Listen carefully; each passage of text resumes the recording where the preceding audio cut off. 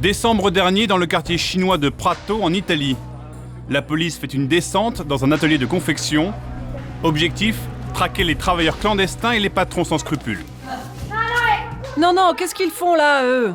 S'ils vont là, on peut pas les surveiller. Non, non. Allez-vous. On va là-bas. Mon Dieu. Mon Dieu, c'est moi qui le dis, c'est pas toi. Allez, dans le coin. La police frappe fort, multiples amendes pour non-respect des normes de sécurité et du droit du travail notamment, et séjour au poste pour les sans-papiers. Montez, montez.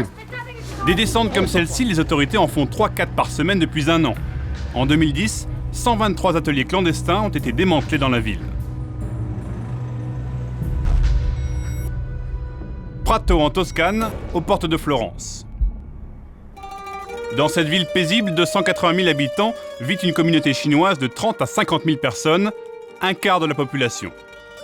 Une immigration pour moitié illégale, entamée il y a 20 ans. À l'époque, la première vague d'entrepreneurs chinois récupère les usines textiles locales en crise. Aujourd'hui, ils sont devenus les nouveaux rois du Made in Italy, un prêt-à-porter low cost qui inonde le marché européen. Pardonnez-moi, vous parlez italien? Pardon, vous parlez italien? Non, pas italien. Français? Un peu d'anglais? Dans cette communauté très discrète, voire fermée, difficile d'obtenir la recette de ce petit miracle économique. En caméra cachée, nous nous faisons alors passer pour des acheteurs français. Ça, c'est 4 €. 4 €, d'accord. Mais si vous prenez tout le rack, je peux vous les faire à 3,50 € pièce. Comment vous faites pour vendre à si bas prix? C'est le tissu chinois. Il est pas cher. À la découpe, c'est seulement 50 centimes le mètre pour un produit comme ça. Et sur l'étiquette, il y a bien Made in Italy? Oui, oui, Made in Italia. Là, il y a l'étiquette de votre marque partout. Oui, mais vous pouvez mettre la vôtre à la place si vous voulez. Label Made in Italy, prix imbattable, une aubaine pour les acheteurs européens. Revers de la médaille, ce marché juteux alimente une concurrence féroce entre négociants. Juin dernier, 2 faits divers coup sur coup font la une des médias locaux. 2 Chinois tués à coups de machette en pleine journée, à 2 pas du centre de Prato. Il s'agit du 3e meurtre d'un Chinois en 4 jours. Désormais, la concurrence entre négociants chinois se règle à coups de machette et de semi-automatique. Le spectre de la mafia chinoise plane sur la ville, de quoi dégrader un peu plus l'image de la communauté aux yeux des Italiens. Aux élections de juin 2009, la ville est passée aux mains de la droite populiste après 63 ans de règne de la gauche. Le maire avait fait campagne sur les thèmes de l'invasion chinoise, du bruit et des odeurs. Aujourd'hui, il se défend des accusations de racisme. Tout ça, franchement, ce sont des attaques politiques folkloriques, car en réalité, c'est devenu insupportable pour tout le monde. Il n'y a que 1000 à 2000 Chinois qui s'enrichissent de manière exagérée, quand les milliers d'autres ne sont que des esclaves. En plus, objectivement, j'ai en face de moi des interlocuteurs dont je ne sais jamais s'ils ne sont pas mafieux.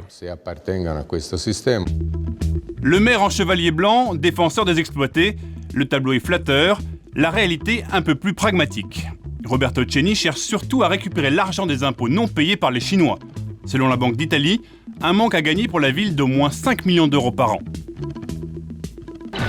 Et pour rétablir l'ordre, le maire a son bras droit, responsable de la sécurité, le shérif comme on l'appelle ici. Il y a même un jeune sur Facebook qui a fait une caricature exceptionnelle de moi en Zorro. On me voit dans le quartier chinois en train de faire mon signe de l'épée. Visite guidée du quartier chinois avec Zorro, ambiance.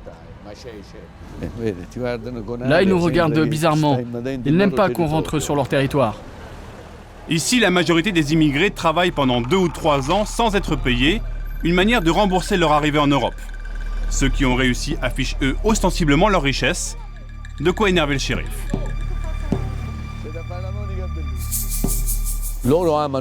Les Chinois adorent les grosses cylindrées. Je vous parie que celle-là, elle appartient à un Chinois. Vous voulez voir? Je vais vous montrer. Le super flic de Prato se livre alors à son jeu favori, le contrôle de plaque. 539 WB. Wang Wei, une chinoise. Ça, c'est une auto qui vaut 78 000 €. Elle doit sans doute déclarer à peine 10 000 euros par an. Ça veut dire que pour se permettre une telle voiture, elle ne paye probablement aucune taxe. Pour Zoro, qui dit chinois plus grosse voiture, égale fraudeur. Une accusation qui participe du racisme ordinaire, même si dans les faits, la fraude fiscale s'avère massive. Silvia Pieraccini est journaliste d'investigation. Elle a longuement enquêté sur l'immigration chinoise à Prato. L'essentiel de l'argent gagné à Prato par les Chinois ne reste pas sur le territoire italien, mais va directement en Chine. Il y a une grande évasion fiscale et en plus, ils ne payent pas non plus les taxes municipales, comme sur les poubelles ou pour le service sanitaire.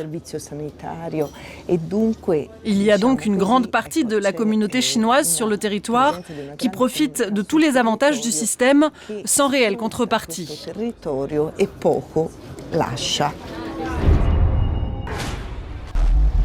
Au-delà de l'aspect économique, c'est aussi la non-intégration de cette communauté qui exaspère les Pratais. Yuri Chen, lui, essaye de maintenir un dialogue avec les Italiens. Immigré de la 3e génération, ce restaurateur né à Prato est parfaitement intégré, mais reconnaît être une exception dans la communauté chinoise. Aujourd'hui, on est devenus si nombreux qu'on fait peur. On fait peur aussi parce qu'on est une communauté fermée. Mais pour ce qui est de la fraude fiscale, les Chinois en arrivant ici ne savaient pas comment faire. Ils ont juste suivi l'exemple que leur ont donné les Italiens. Les Chinois ont eu de très bons professeurs. Aujourd'hui à Prato, l'ambiance est à la méfiance et à la suspicion. Depuis l'élection du nouveau maire, les descentes de police se multiplient dans les ateliers chinois. Des contrôles répétés qui déclenchent la colère. Est-ce que c'est devenu plus difficile qu'avant de faire du business? C'est pourri. C'est de la merde. Il y a tout le temps des contrôles. C'est pas bien. Et pourquoi? La police ne contrôle que nous, les Chinois. Ce matin, les policiers ont surpris des sans-papiers au pied du lit. Ils dormaient à 8 dans ces tentes, à 2 pas des machines à coudre. La nouveauté, c'est de trouver des structures comme celle-ci, des tentes.